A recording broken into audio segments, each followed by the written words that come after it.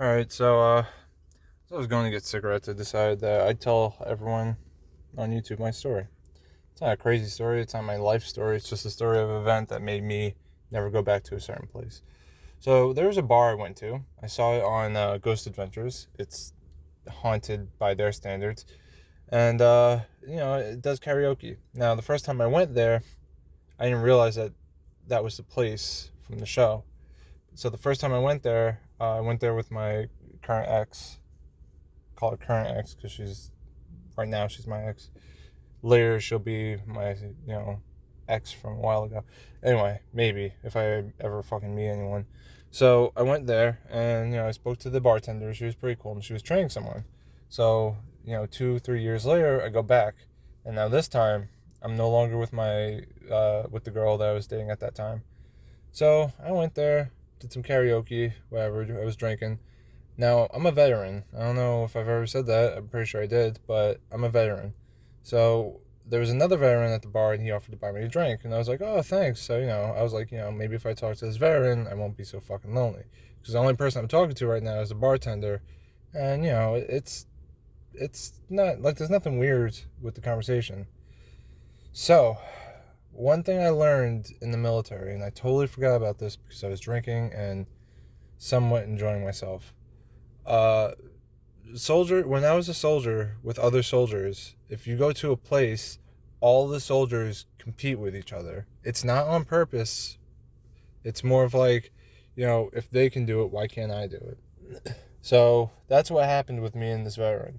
Except there's a big difference. This lady has a boyfriend, or this woman has a boyfriend. She's pretty young too. She's like 22, 23. I don't remember. So obviously that's off limits, right? Well, for me, that's how it is. You have a boyfriend, I'm not pursuing you. Also, if you're working at a bar as a bartender and you're at your job, I'm not pursuing you. It's not how it goes with this guy. So I don't know what game he was playing, but I was there until they closed, right? So they started closing up. I was like, oh, do you need any help with anything? And then I'll leave. And she was like, oh, yeah, sure. Can you take the trash out? So I was like, sure.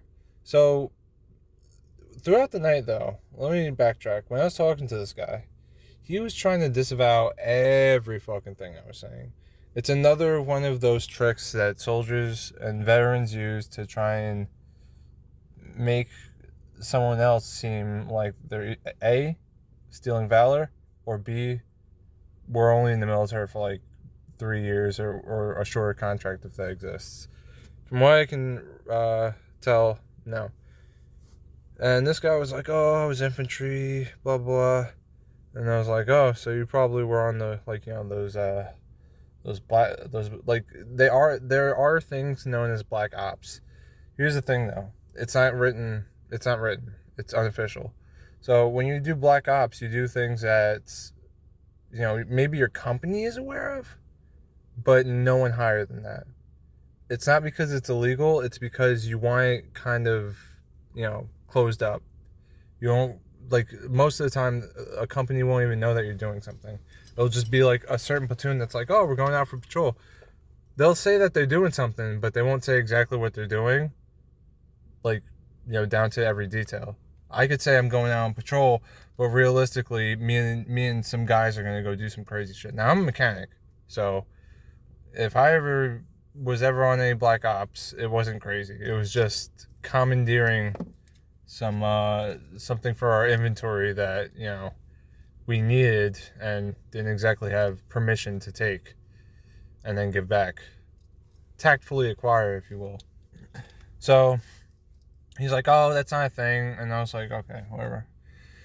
The reason why I don't know why he said that. It's not like it's unknown. People know about it. There's a fucking game called Black Ops. Now, this was before Black Ops even came out when, this event happened.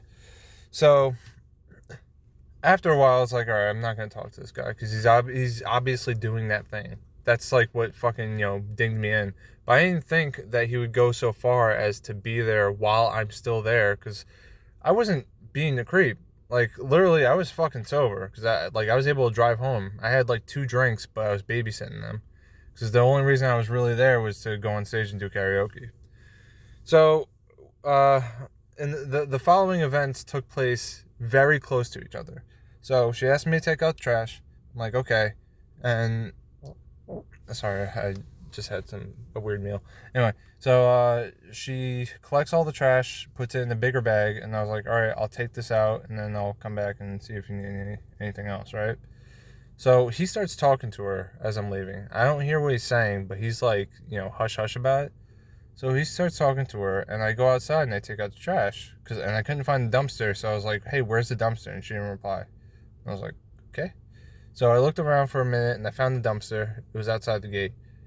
So I go outside the gate closes behind me and locks. It's one of those gates that swing closed by themselves. So it's not like, someone closed it on me. So I take it out to the trash, and I'm like, hey, the gate locked. Could you come open it up? This is literally like a minute after I went to the gate, because the trash can was like a bit of a walk, but it wasn't like crazy, the dumpster.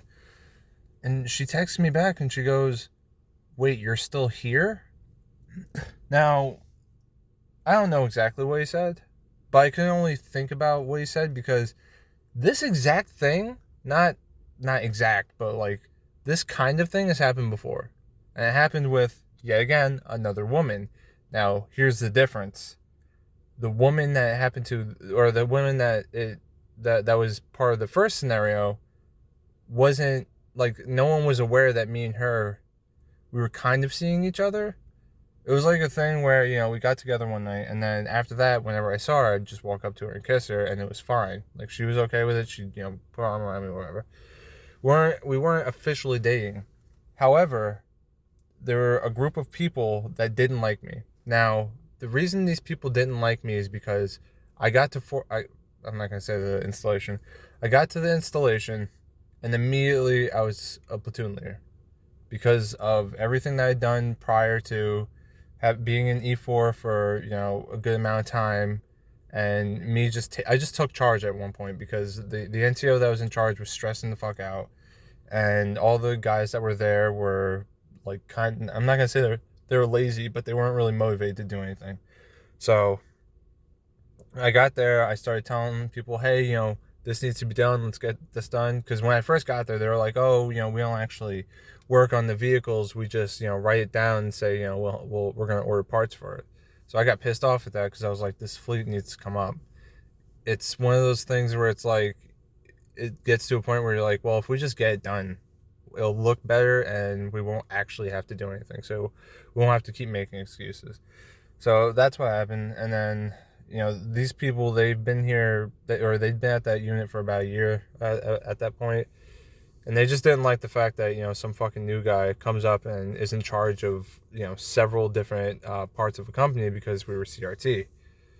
CRT is like it's the fucking people, not CRT. I can't remember what it's called, but QRC, Quick Reaction Company. So we were the people that would go to a place, take the airport, hold it down till, people deploy there, and then we get the fuck out. It usually happens within I think it's a 2-day thing, and then we have to hold it for like a week, just to make sure that, no one else is coming. So, after that, they just didn't like me.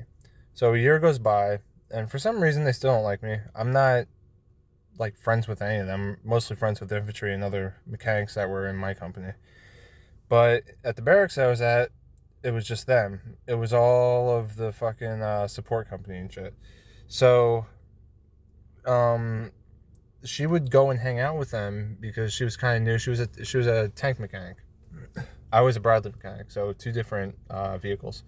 So, with that, she would hang out with them, and then I started noticing that every time she hung out with them, the next day she was kind of like a little bit more distant, until one point she just wouldn't fucking talk to me, and I'm gonna be honest, it fucked me up, because I really did like her. So fast forward all the way to after I get out of the military and everything.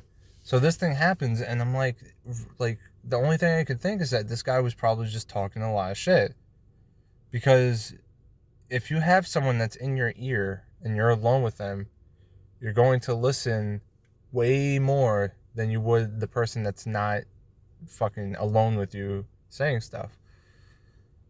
My guess is that he saw me as competition for some reason and was like, blah, blah, blah, blah.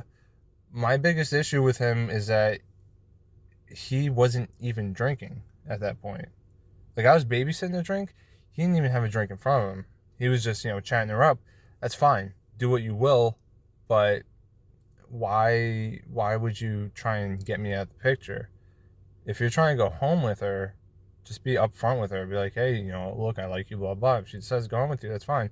But the fact that she reacted with, you're still here, given the fact that she remembered me from the first time I went there. She remembered me with my girlfriend at the time. She remembered my girlfriend.